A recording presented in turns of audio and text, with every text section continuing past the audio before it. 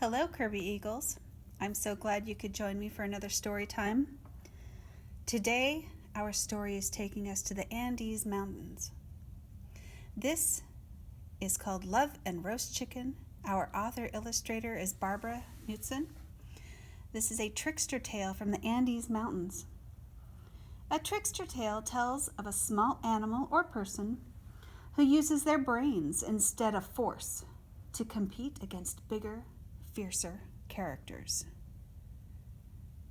I wonder who our guinea pig is going to have to trick today.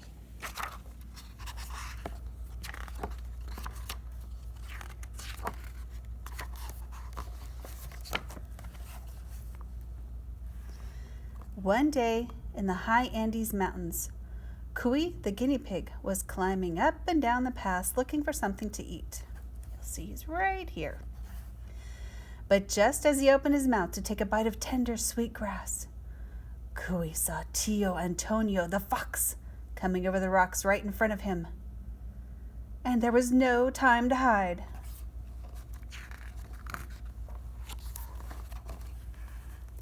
Cuy thought fast. He squeezed under the edge of a great rock and pressed up with his arms. "Aha! Dinner!" snarled Fox, ready to pounce. "Tio Antonio!" cried Cuy. "Haven't you heard? The sky is falling." "Nonsense!" growled Tio Antonio, but he couldn't help looking up. "Looks the same as always." "That's because I'm holding it up with this rock," says Cuy. "I've been here all day and I need to go to the bathroom. Please, will you hold the rock just for a moment?"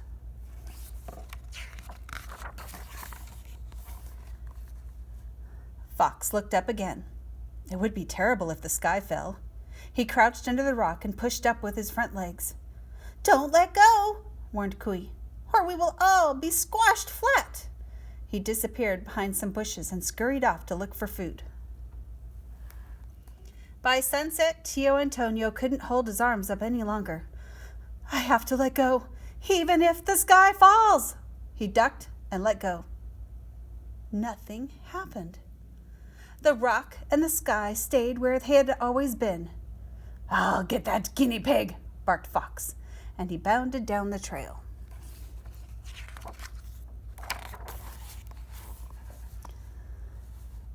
Cuy had just found another patch of sweet grass when he saw Fox coming. Instantly, he started digging into the side of the hill. "This time I've got you," said Tio Antonio, and he grabbed Cuy's legs. "Amigo mio," yelped Cuy. "Don't you know the world is ending tonight in a rain of fire? Help me dig a safe den." "I'm not going to believe you this time," declared Fox. "All right," said Guinea Pig. "Don't blame me when your whiskers are on fire."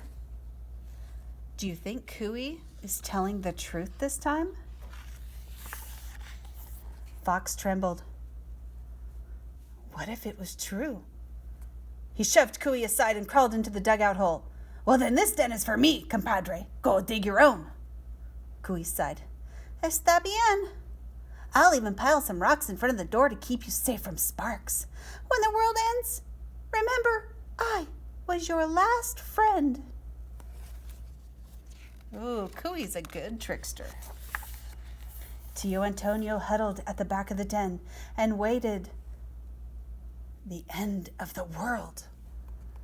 No more dancing by moonlight with the village girls. No more chicken dinners from the farmer's flock. But could this just be another trick? He peered through the rocks covering the entrance. Fuego! Flames crackled and smoked on the other side. Whew, what a good thing he was safe. When morning came at last, the flames were gone. Tio Antonio pushed away the rocks to see what the end of the world would look like. Do you think it's the end of the world? The sun was shining, a condor was soaring over the mountains, and down in the valley, Florinda, the farmer's daughter, was planting potatoes. In front of the fox's den lay a pile of ashes from Guinea Pig's fire. "Cuy!" howled Fox. "Next time, I will eat you on the spot."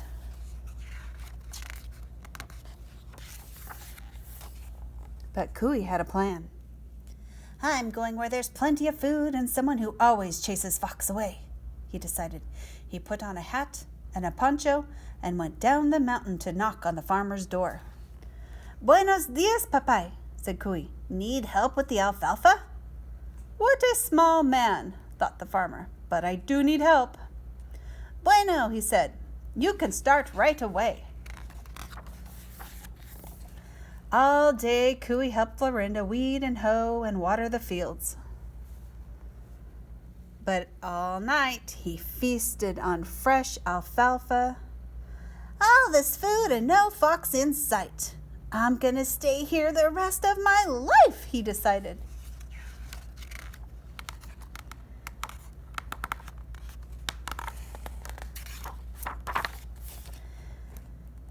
By the third day, the farmer noticed something was wrong.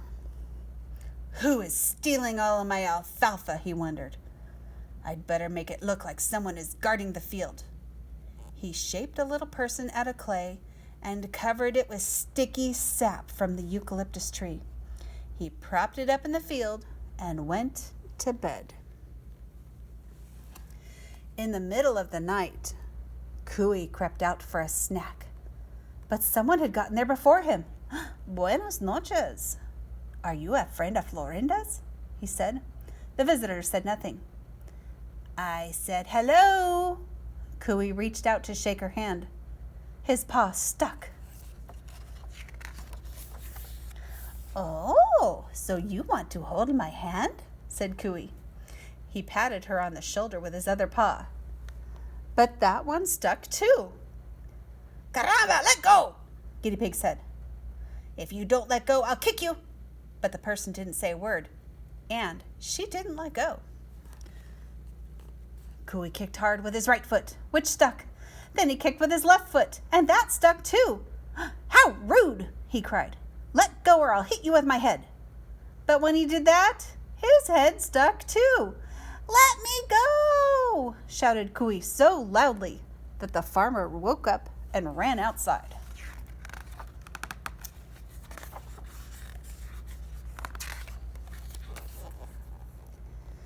Que trampazo, what a rascal! You're not a farm worker, you're a guinea pig, cried the farmer. And you've been eating all of my alfalfa. Well, Florinda loves to eat roast guinea pig. And tomorrow, we will eat you. He pulled Cooey free from the sticky gum doll. Then he tied him to the eucalyptus tree and went back to bed. Oh, it can't get any worse than this, thought Cooey. But here came Tio Antonio sneaking toward the chicken coop. Well, well, said Fox. I was looking for chicken dinner, but here's my appetizer. He came closer, the moonlight glinting on his sharp teeth. Why are you tied up?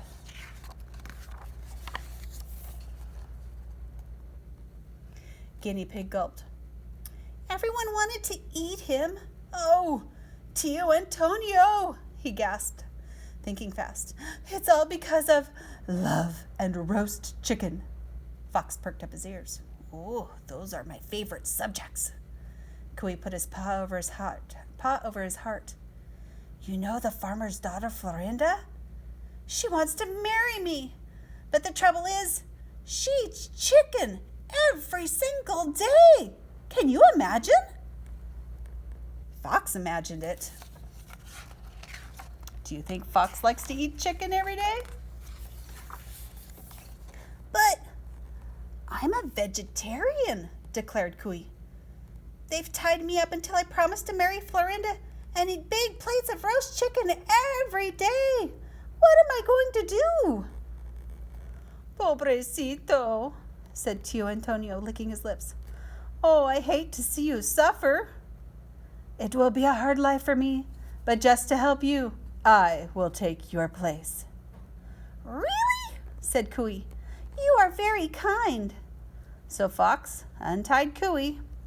Then Cooey tied Tio Antonio to the tree and slipped back into the alfalfa field for one last feast.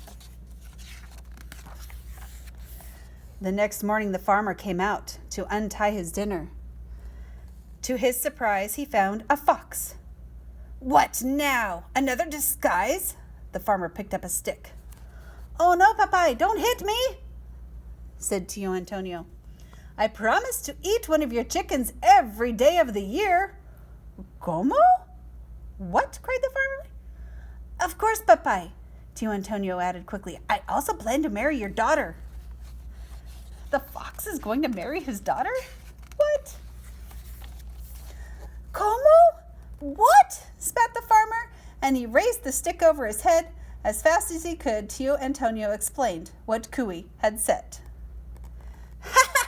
"You believed a story like that? How foolish!" The farmer laughed until the tears ran down his cheeks. "Que ridiculo! How ridiculous!" While the farmer laughed, Fox bit clean through the rope and scrambled over the field wall. "Cooey!" he howled as he ran. "You will never trick me again!" And to make sure that was true, he stayed away from Cooey for a long, long time. Oh, Cooey is very much the trickster. You can see here, our story takes us all the way down to South America, to the Andes mountain range, which runs all along the west side of South America. Our author actually lived in Peru, and that is where she got the ideas for the story. Here's an actual picture of our author with some children. I hope you enjoyed Love and Roast Chicken. Have a beautiful day.